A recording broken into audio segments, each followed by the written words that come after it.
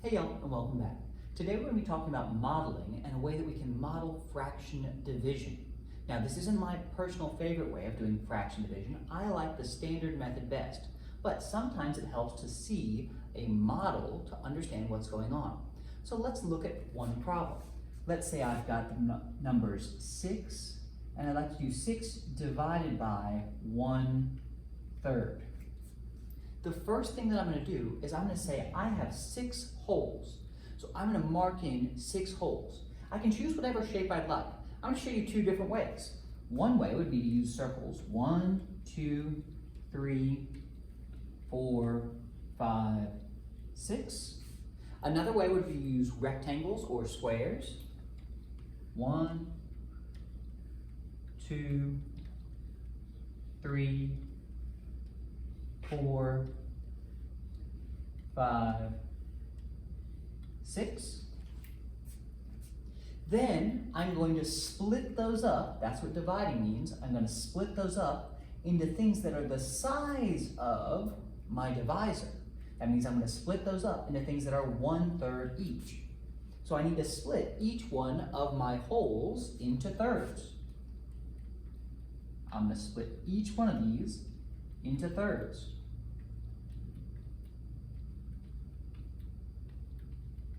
So those are split into thirds. I'm going to do the same thing over here with my rectangles. I'm going to split each one into 3 equal sized parts.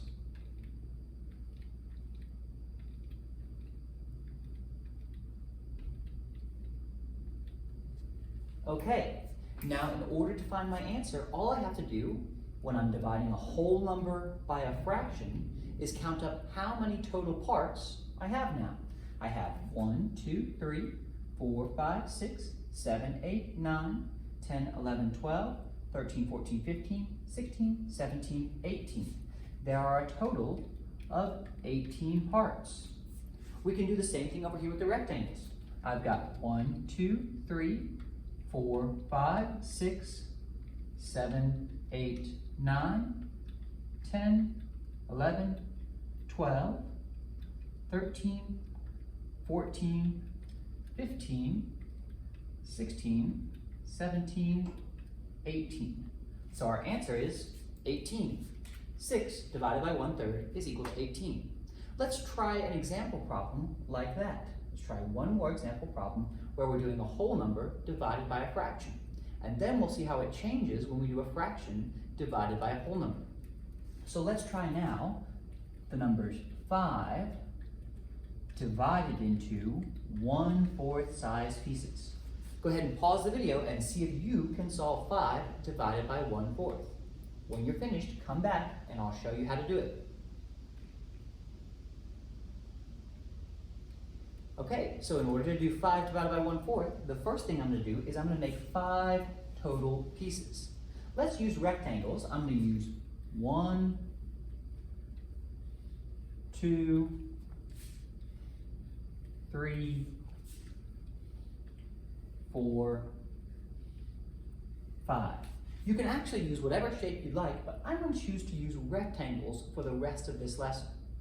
I've got 5 divided by 1/4. Now that I have 5 holes, I have to split each one of those up into 1/4 size pieces. That means I want each one of these to have 4 equal size pieces.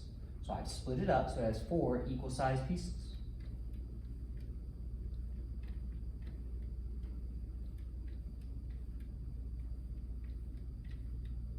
Now that I've split all of my holes up to have 1/4 size pieces, or to have 4 equal size pieces, I can find my answer by counting up how many total pieces I've got. 1, 2, 3, 4, 5, 6, 7, 8, 9, 10, 11, 12, 13, 14, 15, 16, 17, 18, 19, 20. I have a total of 20 pieces, so my answer is 20. How'd you do? If you didn't get this one right, go back to the first problem and watch that one again. If not, you can go ahead and you can move on to the next part of the video. If you got it correct, go ahead and move on to the next part of the video. All right, let's look at how this changes when instead of doing a whole number divided by a fraction, we do a fraction divided by a whole number. So let's try 1/4 divided by 3. These ones get a little bit more complicated, and these are the reason why I really like instead to use the standard method. Let's look at 1/4 divided by 3. The first thing that I notice is I've got 1/4 to start off with. So I need some way of showing that I have 1/4. I'm going to go ahead and I'm going to say, let's draw a big giant rectangle, and let's split that up into 4 equal-sized pieces. So here I've got a big giant rectangle split up into 4 equal-sized pieces. Now I want 1/4, so I'm going to shade 1/4 to show that this is what I started with. I started with 1/4 of the whole. The next thing I'm going to do is I'm going to say I want to split that up into 3 equal-sized pieces. So I'm going to split my whole rectangle, not just by 1/4. I'm actually going to split the whole rectangle up into 3 equal-sized pieces. Because I've already split it up going up and down, now I've got to split it up going side to side. So I'm going to split it up into 3 equal-sized pieces.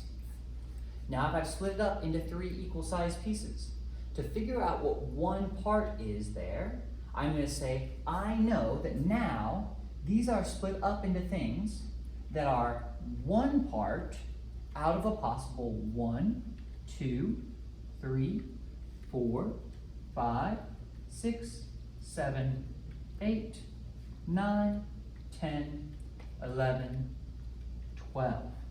So I've got 1 part out of 12. And in fact, that's our answer. We have 1 part out of 12. 1/4 divided by 3 gives us 1/12. Because they're asking about just one of these 1/4 size pieces. So just one of those 1/4 size pieces is 1 part out of 1, 2, 3, 4, 5, 6, 7, 8, 9, 10, 11, 12. 1/12. These ones are a little complicated. Let's try one more.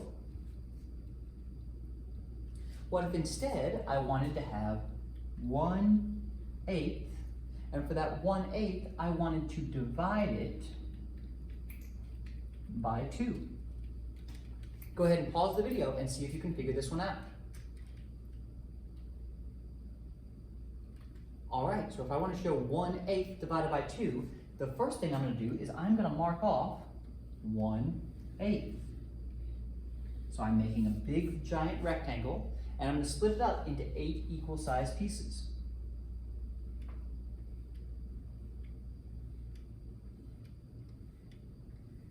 If I count it up, I have now 1, 2, 3, 4, 5, 6, 7, 8.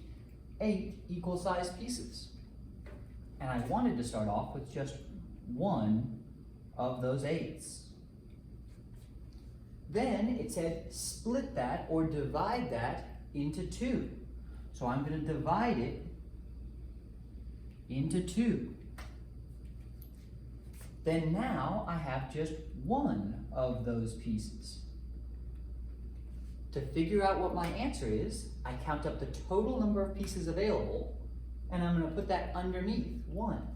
I had 1 piece left out of a possible 1, 2, 3, 4, 5, 6, 7, 8, 9, 10, 11, 12, 13, 14, 15, 16. So that means that 1/8 divided by 2 is 1/16. I hope this helped, and I hope to see you again soon. Bye.